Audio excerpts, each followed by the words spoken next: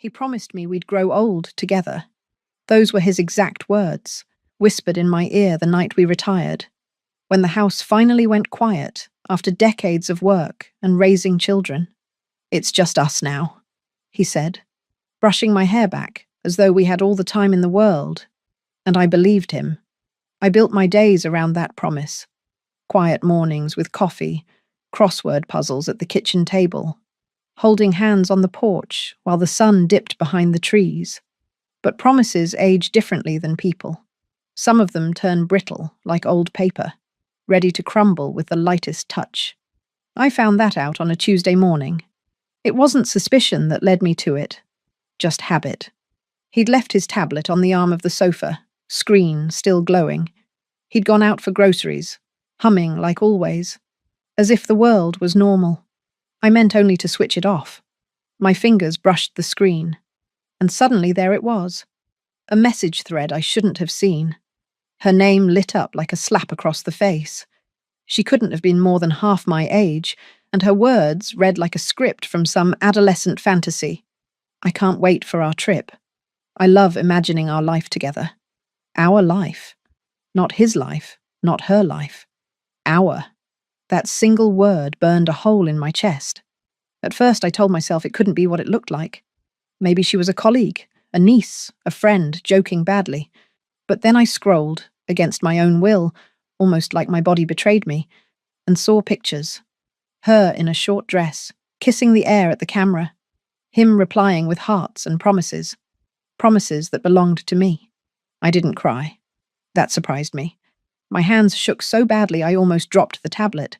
But no tears came. Instead, I felt this strange, icy calm. Like when you step into a cold lake, and your body goes numb before the ache sets in. My heart pounded, but my mind whispered, "So this is how it ends."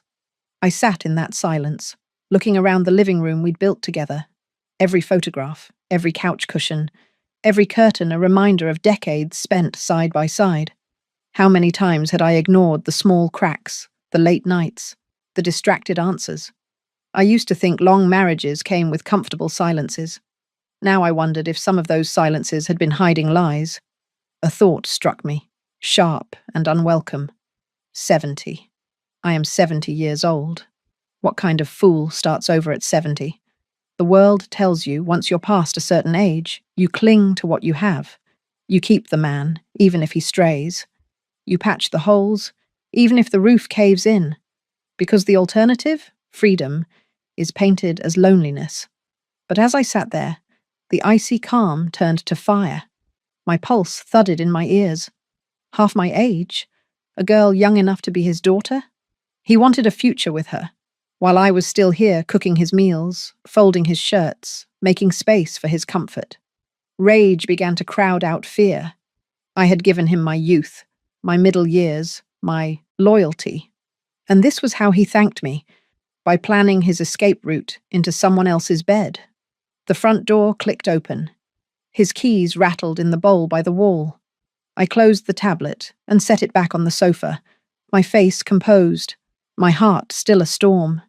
He walked in carrying bags of groceries, whistling. For a second, I studied him like a stranger. The slope of his shoulders, the lines on his face. The man who once felt like home. How strange. How cruel. That you can share a lifetime with someone and suddenly not know who they are. He looked up, smiled, and asked if I wanted tea. I said nothing. My voice might have cracked if I'd tried. Instead, I stood, walked past him, and locked myself in the bathroom. Behind the door, I stared at my reflection. My hair silver, my eyes hard, my breath shallow. I didn't see a weak woman. I saw someone who'd been underestimated one too many times. In that moment, I made a quiet vow. If he thought he could build a future without me, if he thought I'd sit quietly in the shadows while he played lover to a girl who could be our granddaughter, he had mistaken me entirely. I wasn't going to be discarded. Not at 70. Not ever. When you've been married for nearly 5 decades, the years wrap around you like a quilt. Some squares bright with joy, weddings, births, vacations. Others muted, stitched with ordinary routines, paying bills, repainting the kitchen, standing side by side at funerals. That's what I thought marriage was. A patchwork of everything, good and bad, held together by time. I carried that quilt proudly. I thought he did too. Looking back now, I can see where the seams started to fray. Nights when he stayed in the den, claiming he was too tired to come to bed. Weekends when he insisted on errands that stretched far too long. I told myself he just needed space. After all, hadn't I needed my own? Marriage isn't about constant fireworks. It's about tolerance, companionship, the ability to sit in the same room without needing words. That's what I told myself, again and again, whenever a pang of doubt tugged at me. But doubt is a quiet thief. It steals before you even notice what's missing. I remember the early years, how young we were, full of fight and hope. He was ambitious. I was steady. I raised the children while he built a career. We weren't rich, but we managed. I skipped new coats, worked part-time jobs, packed lunches every day. He liked to say I was the backbone of the family. I liked to believe him. Now I wonder if those words were just a convenient shield, something he could say to keep me rooted while he drifted. What cuts deepest isn't only that he strayed, it's that he planned a future with someone else. After all, we had already survived together. Illness, layoffs, mortgages, the loss of our parents. We weathered storms I thought would sink us. And when we finally reached calmer waters, when the children were grown and we could finally sit down and breathe, he looked at the horizon and decided to jump ship. It's almost comical, the timing of it. At 70, people say you're supposed to be winding down, grateful for stability. Friends of mine joke about their husbands napping more than they talk. We laugh about the dullness of routine. I used to laugh too. But routine is safety. Routine is trust. And he traded ours for excitement, for the shiny promise of a woman half his age. Half his age. That phrase loops in my mind like a curse. Do you know what a woman half my age is doing? She's starting a career. Maybe raising children. Maybe buying her first home. She hasn't felt her knees ache in the morning, hasn't stayed up all night holding a feverish baby, hasn't sat through a doctor's warning about cholesterol or blood pressure. She doesn't carry the weight of decades on her shoulders. And that's what he wanted, to shed the weight, to pretend time could be reversed if he wrapped himself in someone younger. I wrestle with that thought at night. Am I angry at him for betraying me? Or am I angry because I let myself become invisible? Did I stop being a wife and become only a fixture in his house, a background character in his story? I gave so much of myself, poured years into keeping everything afloat. And still, he went searching. People think older women don't feel rage, don't feel desire, don't feel the sting of betrayal the way the young do. But let me tell you, betrayal at 70 is a sharper knife. It comes with the knowledge that time is no longer abundant. When you're young and your heart breaks, people tell you, you'll find love again. When you're 70, they pat your hand and say, at least you had a long marriage, as if endurance should make up for being discarded. I refuse that narrative. I may be 70, but I am not a relic to be pitied. I am not an old coat hung by the door while he goes out wrapped in something new. The weight of years can be crushing, yes, but it can also anchor you. It reminds you of who you've been, what you've survived. I am the woman who kept this family standing through every storm. I am the one who stitched that quilt square by square. And if he thinks he can take it from me, unravel the fabric of my life without consequence, he is mistaken. It took me decades to realize it, but the years that once felt like a chain are now my proof of strength. Every wrinkle on my face, every ache in my body, every sleepless night I spent keeping our home together, they are not marks of weakness. They are scars of survival. And if I could survive that, I can survive him. I didn't plan the confrontation. It wasn't some neatly rehearsed speech in front of the mirror. It came like a storm I could no longer hold back. For 2 days after I found the messages, I stayed quiet. not because I was weak, but because I wanted to feel the edges of my anger, to test it. I cooked his dinner, folded his shirts, nodded at his stories, as if nothing had changed. But inside me, a voice was building, a roar I'd swallowed for years, perhaps. And on the third night, it broke. We were sitting in the kitchen, the evening news muttering in the background. He was buttering bread like it was any other night, like the air wasn't thick with lies. I stared at his hands, those familiar hands I once trusted with my heart, and the words escaped before I could stop them. "So?" I said, my tone colder than the tile beneath my feet. "When were you planning to tell me about her?" The knife froze halfway through the bread. His head jerked up, eyes wide, mouth opening and closing like a fish gasping for water. What are you talking about?" I didn't flinch. "Don't insult me. I saw the messages, the pictures, the future you're busy building with your little friend while I sit here like a fool." His face flushed a deep, guilty red. He stammered something about just a flirtation and meaning nothing. The classic lines men like him pull from their pockets when they're caught with their lies laid bare. "Nothing." I spat the word like poison. "You told her you couldn't wait to share a life together. That's not nothing. That's betrayal." For a moment, the mask slipped. Anger replaced his shame. "You went through my things? That's private," he snapped, as though I were the one who had crossed the line. That's when something inside me hardened. Private? After all these years, after everything we built together, you dare to call her private? My voice rose, cracking with decades of swallowed silence. "I gave you my best years. I raised your children, supported your dreams, kept this house standing. And you repay me by chasing a girl who could be your granddaughter?" He tried to soften then, his tone syrupy, pleading. "It's just a phase. You know I love you. You know you're my wife, my partner. Don't throw it all away over one mistake." One mistake. That phrase nearly broke me, not with sadness, but with laughter. Bitter, sharp laughter that startled even me. One mistake? A mistake is forgetting an anniversary.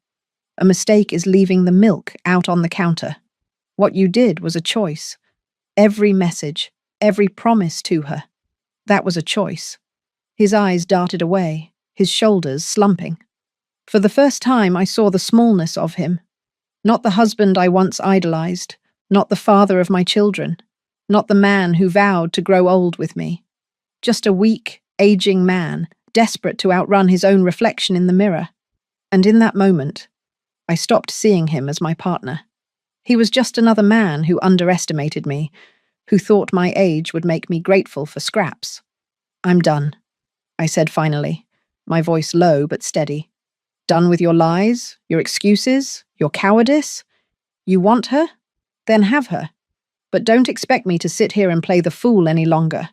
His mouth opened, closed, then opened, again. Words scrambled to the surface, half-formed apologies, half-baked promises. I didn't listen. For the first time in years, I felt my own strength fill the room. He reached for my hand. I pulled it back. That gesture, simple as it was, sealed everything. His face crumpled, not from love, but from fear. He knew then what I already knew.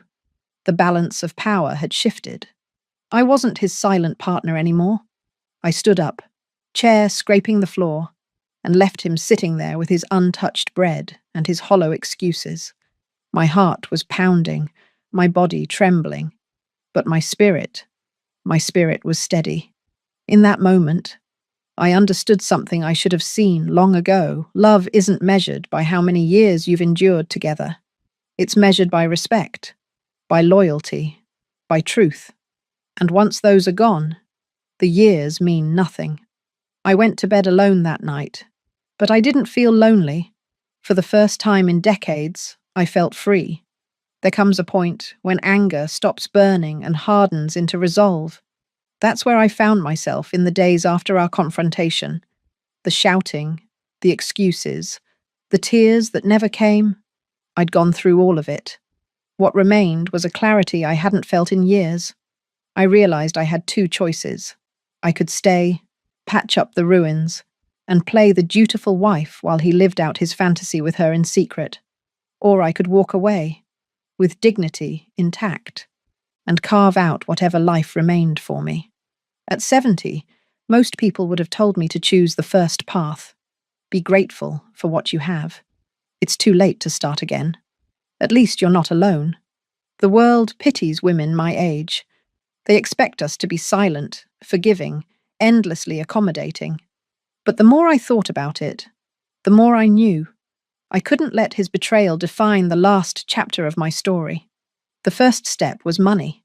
Money is freedom, especially for women who've spent their lives supporting someone else's ambitions.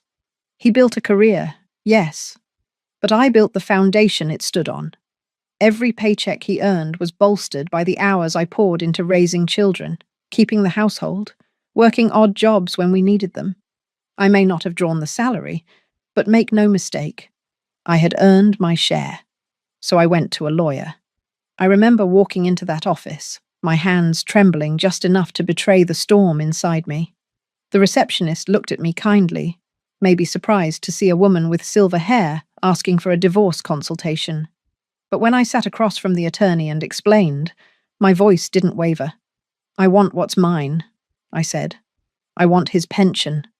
It wasn't greed, it was survival. That pension represented decades of my life. Every sacrifice, every compromise, every dream postponed. If he wanted to run off and chase youth, fine. But I wasn't going to let him drag me into poverty while he played house with someone half my age. The lawyer nodded, jotting down notes. She spoke with the calm certainty of someone who had seen this story before, many times over. You've got rights, she assured me, especially after this many years of marriage. Don't let him tell you otherwise. Her words lit something in me. For the first time since discovering his betrayal, I felt like I had leverage, like I wasn't powerless. When I told him I'd filed, his face collapsed. The arrogance drained out of him.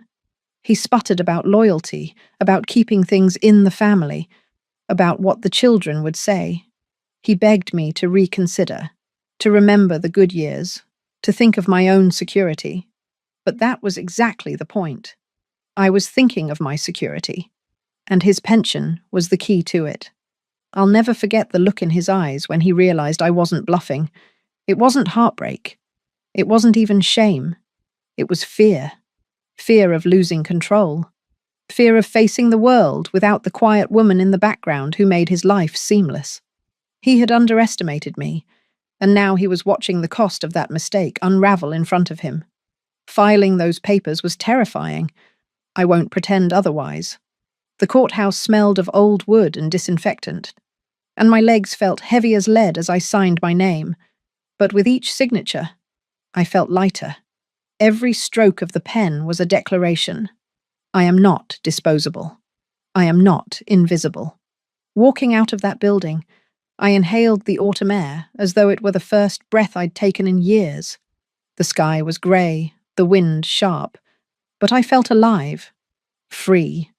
People think freedom at 70 is pointless, that it's too late to reinvent yourself, too late to reclaim what was stolen. But I disagree. Freedom doesn't have an age limit. Freedom is the right to live without betrayal weighing down your chest.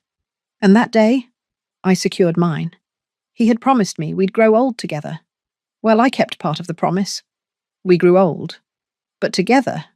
No, not anymore. The papers were filed, the wheels set in motion. For all my bravado, though, the silence that followed was heavy. It's one thing to summon rage in the heat of betrayal, another to live with the absence of someone who's been by your side for half a century. The first nights alone were the hardest. The bed felt enormous, an ocean of cool sheets where once there had been warmth, even if only the lukewarm kind that routine provides. I lay awake, staring at the ceiling, listening to the ticking of the clock. Time can be cruel when it has no distractions. Every hour stretched longer than the last. Grief crept in quietly. Not grief for him exactly, but for the version of us I thought we were. For the decades I'd believed in his promise, for the sacrifices I'd made in good faith. It felt like mourning a ghost, something that had died long ago, only I hadn't noticed until now. Friends called, of course. Some offered sympathy, others pity. A few hinted, though they wouldn't dare say it outright, that maybe I should have let it slide. At our age, isn't companionship worth more than pride? Shouldn't I have turned a blind eye? That kind of talk stung, but it also steeled me, because I knew the answer. No. Pride isn't the enemy of companionship. Pride is what keeps companionship honest. Without it, you're just a shadow clinging to someone else's life. I wasn't going to be that shadow. Still, the loneliness was real. Mornings, especially. I'd shuffle into the kitchen, 2 mugs staring back at me from the cupboard. For decades, I'd brewed coffee for both of us, even on mornings when we barely spoke. Now I stood there with the habit, but not the reason. Sometimes I made 2 mugs anyway, just to fill the silence. Sometimes I poured the second one down the sink and felt ridiculous for crying over coffee. But slowly, very slowly, the shape of my days began to change. I started walking in the mornings, bundled against the chill, watching the world wake up around me. The rhythm of my feet on the pavement was grounding, a reminder that my body was still strong, still mine. Neighbours waved, some curious, some kind. For the first time in years, I looked people in the eye instead of rushing past. I dug out old hobbies too, things I'd abandoned when life with him had consumed my energy. My paints, tucked away in a dusty box. My gardening gloves, stiff with disuse. Even crossword puzzles felt different when I did them for myself, not as filler between cooking and cleaning. The strangest thing was realizing how much space I suddenly had. Space in the house, in the schedule, in my mind. Space he had filled with his needs, his habits, his moods. At first, that space was frightening. Then, it became possibility. Of course, his shadow lingered. I'd see his favourite chair, the dent in the cushion a reminder of his nightly routine. I'd hear a song on the radio and feel my throat tighten. I'd walk into the grocery store and instinctively reach for the brand of cereal he liked before catching myself. These small ghosts haunted me, and some days they still do. But the longer I lived without him, the clearer it became. I wasn't mourning the man. I was mourning the illusion of him. The man I loved had disappeared years ago, replaced by someone I didn't recognize. The only reason I hadn't noticed was because I was too busy holding the pieces together. Now, for the first time in my adult life, I didn't have to hold anyone else's pieces, just my own. It wasn't glamorous. There were no grand adventures, no instant reinvention. Just small steps. A lunch with an old friend I hadn't seen in years. An evening spent watching a film of my choosing, without compromise. A long bath, just because I felt like it. It struck me then how easily women lose themselves in the name of partnership. How we forget that our lives are more than extensions of someone else's. I was 70, yes. But 70 isn't nothing. 70 is still breathing, still walking, still laughing when the chance arises. 70 is still here. And so was I. It didn't take long for him to come knocking. Men like him don't handle being left behind. They're used to walking out, not being walked away from. At first, it was calls, his name lighting up my phone again and again. I let them ring. Sometimes he left messages, his voice heavy with a rehearsed sorrow. We can fix this. Don't throw away 50 years. Think of the children. Each word tasted of desperation, not love. Then he started showing up. At the front door with flowers, with groceries, with the same pleading eyes that once made me forgive his smaller sins. He tried to stand in the doorway like he belonged there, like he could just slip back into the space he had abandoned. I made a mistake, he said one afternoon, voice quivering. It didn't mean anything. She didn't mean anything. You're my wife. You're my life. I stood in the doorway, arms crossed, the scent of roses between us turning sour in the heat. If she didn't mean anything, I asked. Then why did you plan a life with her? He froze. His mouth opened, then shut. He didn't have an answer. That was the moment I realized his begging wasn't about love. It was about fear. Fear of aging alone. Fear of losing the comfort I provided. Fear of facing himself without the buffer of my loyalty. He tried everything after that. Promises of change. Apologies that grew more elaborate with each attempt. He painted our life together in glowing colours, as though I had forgotten the decades of silence, of compromises, of his betrayal carved deep into the last chapter.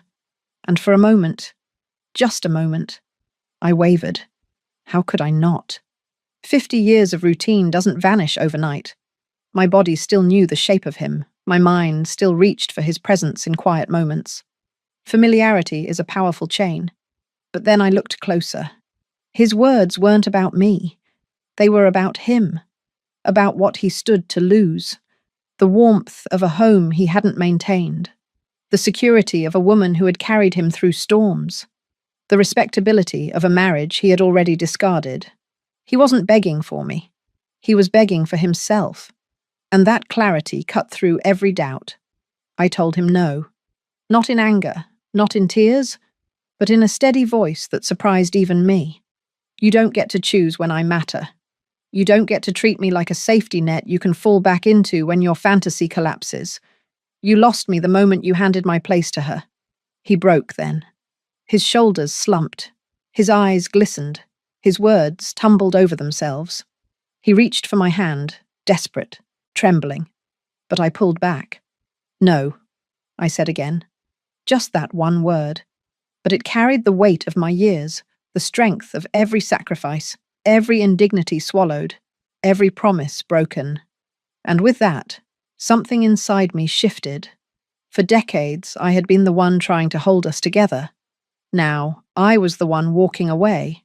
And for once, I didn't feel guilt. I felt power. After he left that day, the roses still sat in their vase, unopened buds drooping by nightfall. I didn't bother to water them. They withered in silence. A perfect symbol of what he and I had become. Something that once carried beauty, but could no longer hold life. I slept soundly that night. Alone, but at peace. When the dust settled, when the papers were signed and his footsteps faded from my doorway, I found myself staring at a question I hadn't asked in decades. Who am I without him? At first, the answer felt terrifying. For so long, my identity was woven with his. I was his wife, the keeper of his home, the mother of his children, the silent partner holding the quilt of our life together. Without him, would I simply unravel? But each day proved otherwise. Slowly, carefully, I stitched something new. I started with the small things, repainting the living room a colour I liked, not one chosen in compromise. Moving his chair to the garage so its dent no longer haunted me. Cooking meals just for me, seasoned the way I preferred. No negotiations, no appeasement. Freedom didn't roar into my life. It came quietly, like dawn. Subtle at first, then undeniable. I began reaching out. Old friends I hadn't seen in years, neighbours I'd only waved at from a distance. Some invited me for tea, others for walks. Conversation bloomed, laughter resurfaced. I realised how isolated I had let myself become, orbiting around a man who had stopped seeing me long before I stopped seeing myself. And then there was travel. Not far, not extravagant. A weekend by the sea, just me and the sound of waves. I walked along the shore with no one to hurry me, no one to dismiss my wonder at the gulls circling overhead or the shells at my feet. I had thought adventure belonged to the young, but standing there with salt air filling my lungs, I understood. It belongs to anyone brave enough to claim it. Grief still lingered, of course. Some mornings, I'd wake with that ache, the phantom presence of someone who once promised forever. But grief softened into something else. Perspective. I began to see my life not as ruined, but as rewritten. The betrayal was a fracture, yes, but fractures heal, sometimes stronger than before. What surprised me most was how light I began to feel. Not because I had erased the past, but because I no longer carried his weight. The constant monitoring of moods, the endless adjustments, the silent compromises, they were gone. My shoulders felt freer, my breath deeper. And here is what I know now. Age is not a cage.